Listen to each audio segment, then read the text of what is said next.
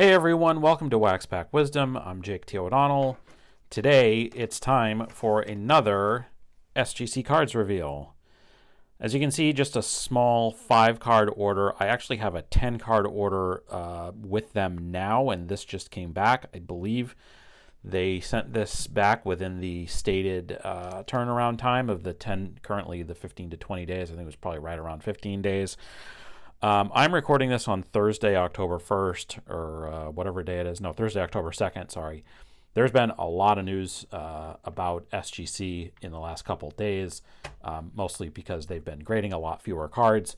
I am not going to get into that today. There's plenty of other channels you can go to talk about grading and about that stuff, and maybe I'll talk about it some other time, maybe when my next order comes in. But this time, I just want to show some cards. So this order, I sent in 5 cards, like I said, and actually 2 of them were reholders, so they're cards that you've seen previously. So only 3 of them were new cards, and I have to say that the new cards that I had not sent in before, didn't have grades before, I'm quite pleased with the grades. One was exactly what I was expecting, and the other 2 were cards that I was I was very surprised, very pleased with the grade that they got. So I'll start with one of the reholders, and again, this is just going to show the grade. This was in an old SGC slab. This is my 1911 Sweet Caporal Arlie Latham T206 in an SGC2. This was an old slab, and I do think that the 2 is a generous grade because of the paper loss on the back, but I will take it. Again, the reason why I bought this is because Arlie Latham is one of the best players born in my home state of New Hampshire. So nice card, good to have that. I just figured I would send it in this time. So Arlie's just going to go right there. And then the other reholder was a bigger card, one that I had bought very recently, and that was my T204 Ramley Jimmy Collins. I have to say the quality control, I'm not super thrilled with the space around the card and the fact that if you look at it straight on, it does feel like maybe it's a little bit crooked in the slab. I mean, I sent it in to get it out of the old holder. Again, I didn't buy the card because of the slab. I bought it because of the card. So for now, it's fine. Maybe I'll either send it in or depending on the status of SGC, maybe I cross it to a different grading company at some point. But in the meantime, very happy with it. Happy to finally just have this card in my collection after I'd wanted it for a long time. I won it in the REA auction that ended about a month or so ago, and got it reslabbed in a new SGC slab. So I just am happy to again have this Jimmy card in my collection. So all right, so now as far as the 3 that I sent in that had not previously been graded, this was a strip card that I sent in that was in kind of rough shape, and it is, well, it says it's Ed Hooper, but it's not Ed Hooper. That's Hall of Famer Harry Hooper. This is from when he was with the White Sox later on in his career. And because of the missing chunk in the top right corner, and also I believe that the card was cut short at the bottom, I was expecting authentic minimum size not met, and that's exactly what I got. So this is a 1921 W 516-2-2 of, again, not Ed Hooper. It's Harry Hooper. I don't know where they got the Ed from. Ed is not involved in his name at all. This is one of those sort of mislabeled cards. But yeah, just wanted to get this one slabbed up. That Ed/Harry can just stay right there.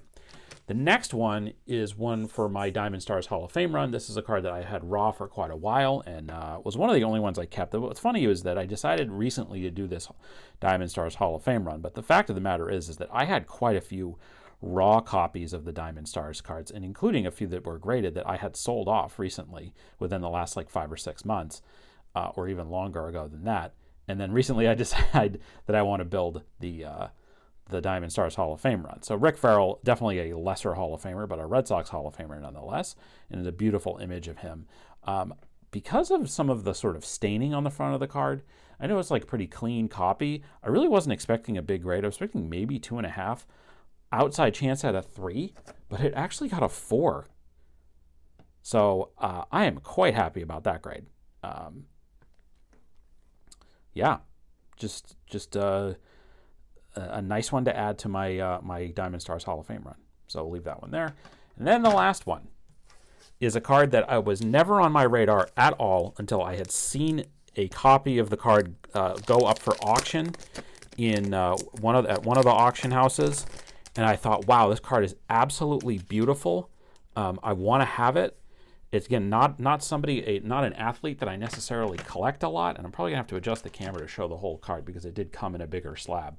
But it is this 1936 Mullen Frank of legendary Olympic runner and Olympic track athlete, I guess I should say, Jesse Owens, racial trailblazer, famously goes to the Olympics in 1936, and wins multiple gold medals as a black man in Nazi Germany.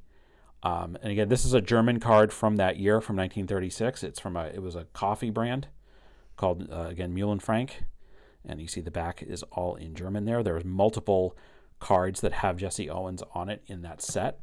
And again, this card, I had seen this card go for about $95, and so probably with tax and shipping, probably pushing well over $100, maybe $110 in a PSA 3 at auction.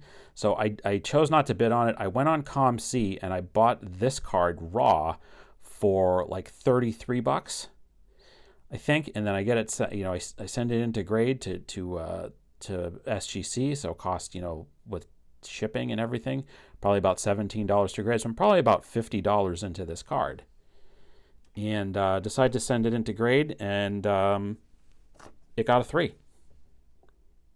So I am absolutely thrilled about that.